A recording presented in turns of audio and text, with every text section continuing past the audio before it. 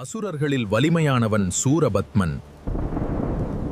அவன் இறைவனை நோக்கி கடுமையான தவம் செய்தான். நீ விரும்பியதை நான் உனக்கு அளித்தேன்.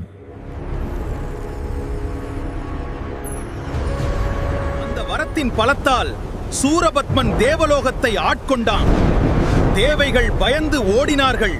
அப்போது சிவனின் தெய்வீக சக்தியில் இருந்து ஒரு வீரன் பிறந்தான்.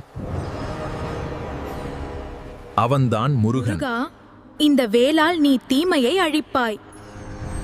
தாயே, உங்கள் ஆசியால் நான் அதை செய்வேன். நமதே வீரர்களே, போருக்கு ஆயத்தமாகுங்கள். வெற்றிவேல், வீரவேல், போருக்கு ஆயத்தமாகுங்கள். அசுரர்களும் இந்த பூமிக்கு வரம்புகளை அமைப்பார்கள். இந்த கட்டுப்பாட்டை நாங்கள் ஒருபோதும் ஏற்க மாட்டோம். பின்னர் போர் வருகிறது. மரணம் உங்களுக்கு வரும். சூரபத்மன் பல வடிவங்களில் மாறி போரிட்டான். ஆனால் முருகன் அவனை முறியடித்தான்.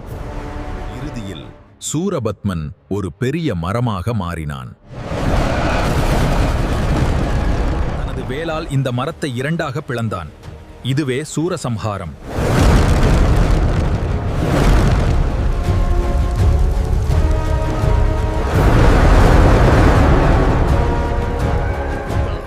இன்று முதல் நீ என்னுடைய கொடியாகவும் வாகனமாகவும் இருப்பாய். நன்மையை அளிப்பதற்கு நன்றி ஐயா.